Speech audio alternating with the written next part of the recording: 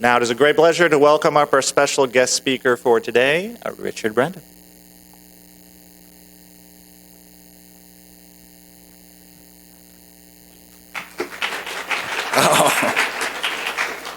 Thank you.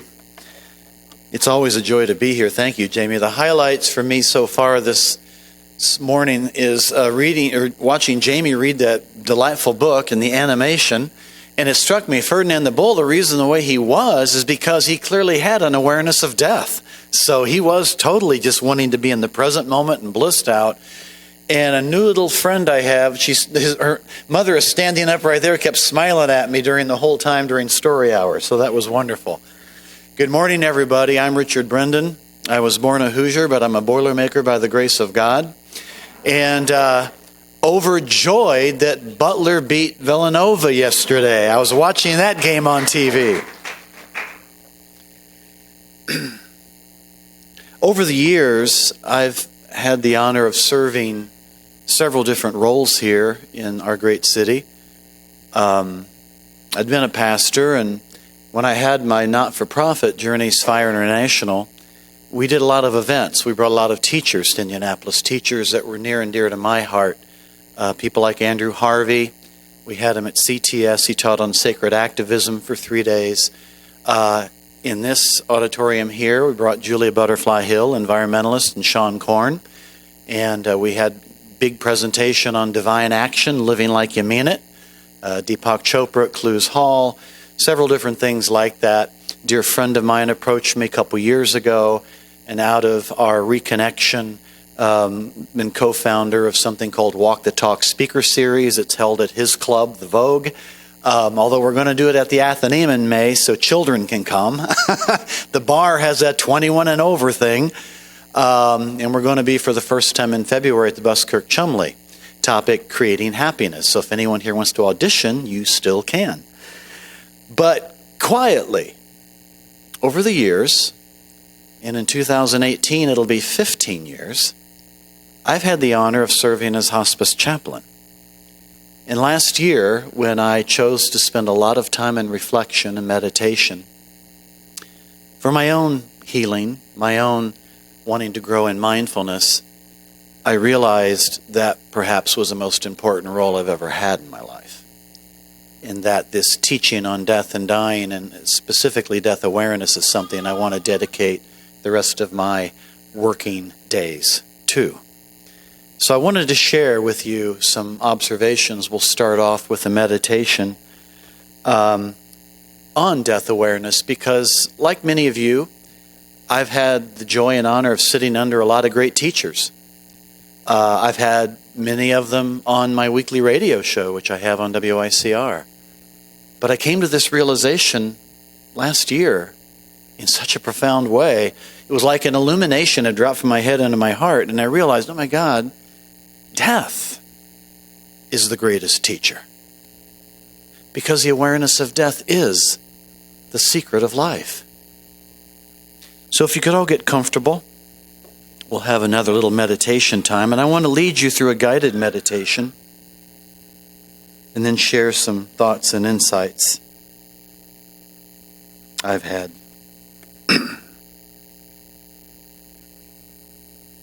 So get comfortable in your seat. Close your eyes if you like, and take a few deep breaths and another. And now imagine that your death is a person. What does this person look like? Is a person angry and cruel, or laughing and kind? Does this person attract or repel you? Imagine that this person has been with you your whole life. From the moment you were born, your death came into the world to keep you company. Your death is your oldest companion and friend who has never given up on you. Your death does not make its presence known to you when you don't wish to think about it. But neither does it allow you to delude yourself when you fancy yourself immortal. Your death will come to you at last.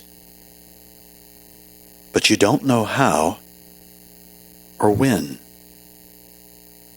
It may tap you politely on your shoulder. It may cough and nudge you to get your attention. Or your death may come to you when you least expect it. It may come to you when you don't wish it to come, when it's the very last person you wish to meet. You may hate your death and fear it, and that's okay. Your death realizes this and does not mind. Imagine now that you're finally meeting your death face to face. Your death knows you do not wish to meet it and is saddened by the fact because it's your oldest friend and companion and wishes to be loved by you. You ask your death, why? Why should you love it? How does it answer? Does it remind you that you could not live if you did not also die? Does it tell you that life and death are not enemies of one another, but two sides of the same coin? Does it remind you of the other things that you love, even though they too are finite, limited, terminal? Other people, places, memories, objects. Or does it say something else entirely, or nothing at all? What does your death look like now? Can you still see it? Does it look the same as it did at the beginning? Or has it changed? How do you feel when you stand face to face with this death who came into the world with you the moment you were born and who will take leave of it at your side as well? Now, conscious of that intimacy you've newly forged with your death, allow your attention to linger there. At that moment of encounter, or let your mind take you where it will, touched by this meeting. And then breathe once again deeply, in and out. And you may open your eyes.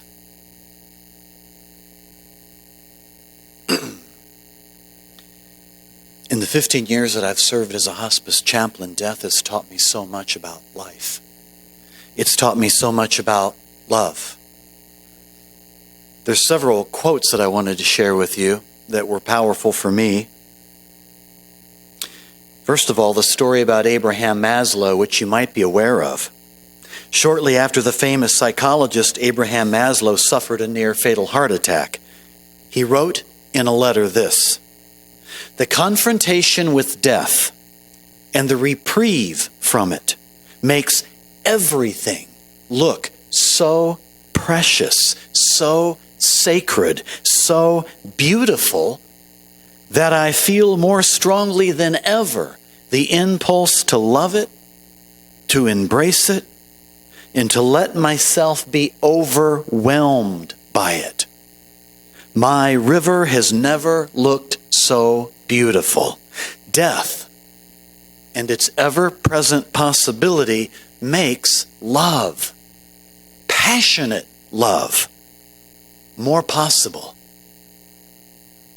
And then I heard the great astrophysicist Neil deGrasse Tyson say this: "It is the knowledge that I'm going to die that creates the focus that I bring to being alive.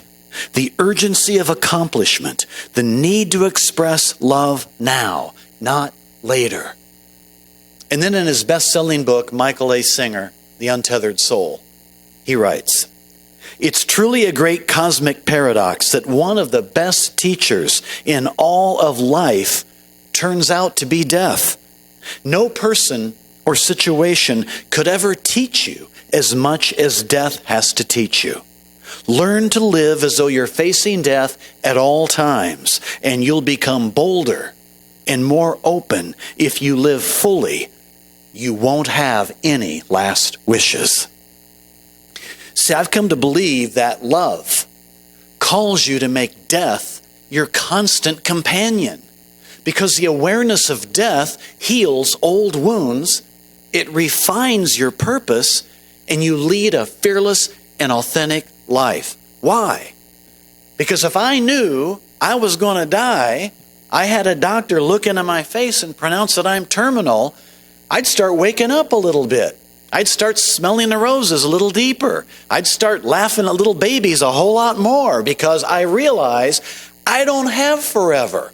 And yet it's amazing to me how many of us live that way. And yet the cosmic joke is we're all terminal. We all know that. You see, death is the most democratic thing on the face of the earth. It will take everybody.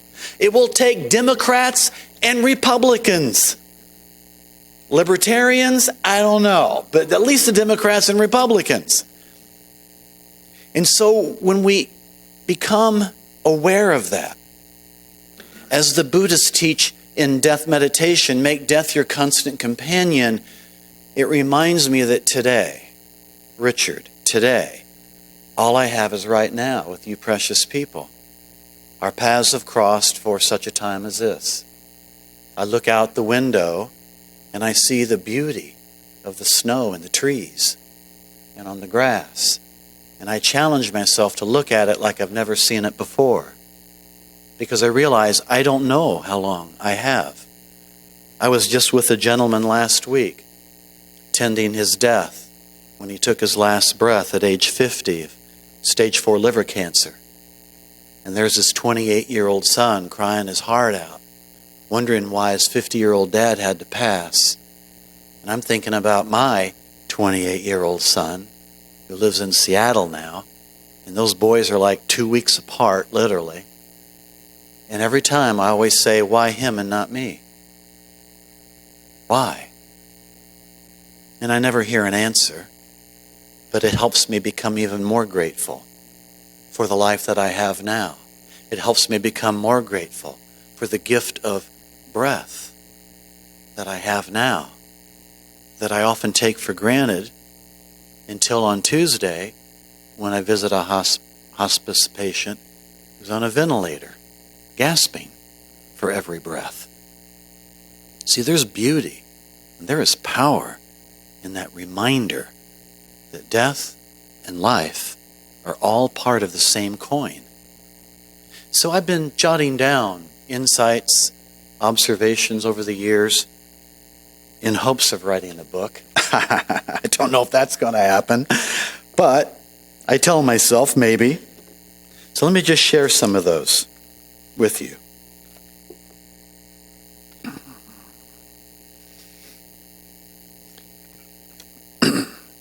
Although death is an ongoing reality, there are times when it hits us particularly hard.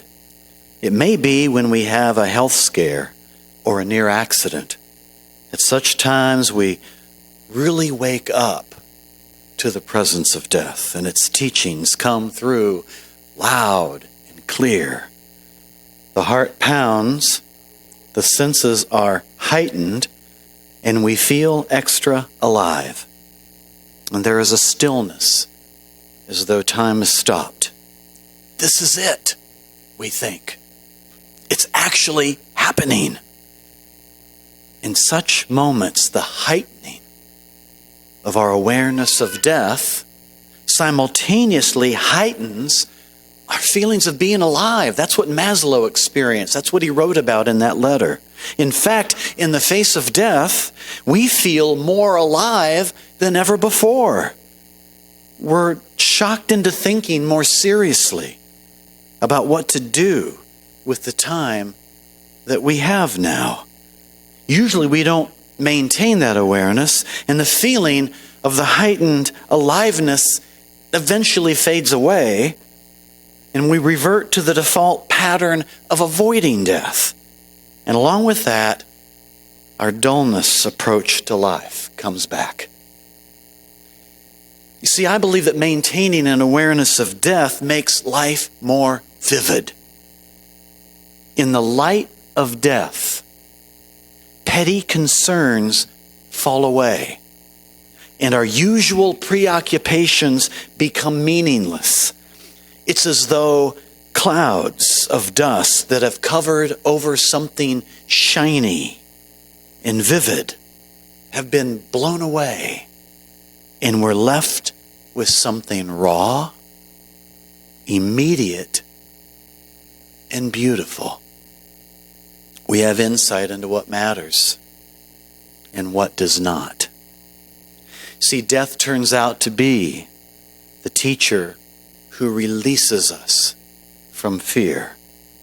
It's the teacher that opens our hearts to a more free-flowing love and appreciation for love in one another.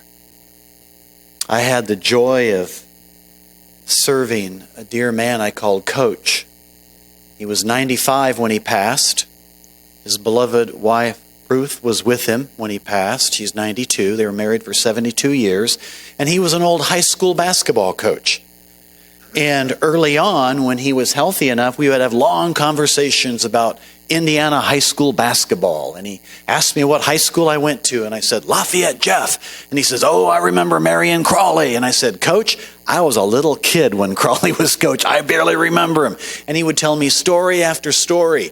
I happened to be visiting him every Friday at 10. Then I chuckled about that. I said, oh, this is my Tuesdays with Maury, Fridays with Coach. And so I got wise. Every time I sat down with Coach and Ruth in their living room, they lived in a little house outside of Coatesville, Indiana, I would ask them questions about the keys to their relationship, to what they enjoyed most about life. And over a period of months, until he finally declined enough where he made his transition, he taught me more about life, about love, real love, and also about caring for others. Do you realize that about a week before he died, when he was having a hard time breathing, it never failed. Every time I was with him, and he did it this time, and it shocked me, he would always say, enough about me. How are you, Richard? And he taught me selflessness. That was the beauty of what his death did for me. And so now I have the joy of every 2 weeks visiting with Ruth under the guise of bereavement. Once again, Ruth is teaching me about love. And I said, Ruth, so has Coach reached out to you lately? We've already talked about those experiences you can have. And she looked at me and said, oh, I don't know if I should share this with you. So I didn't say anything.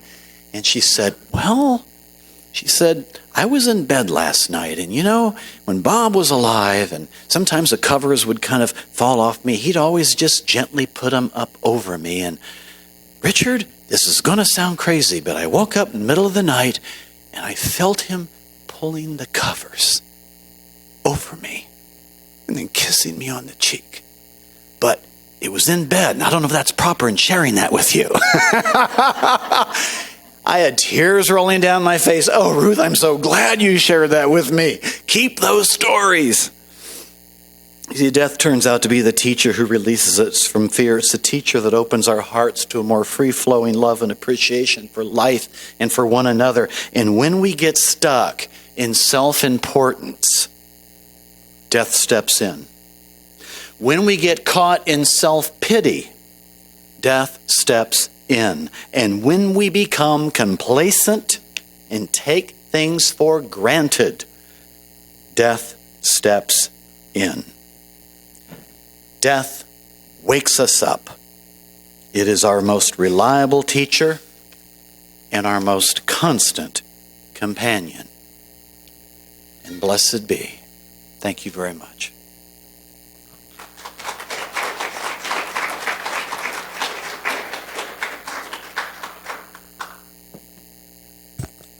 Thank you so much, Richard.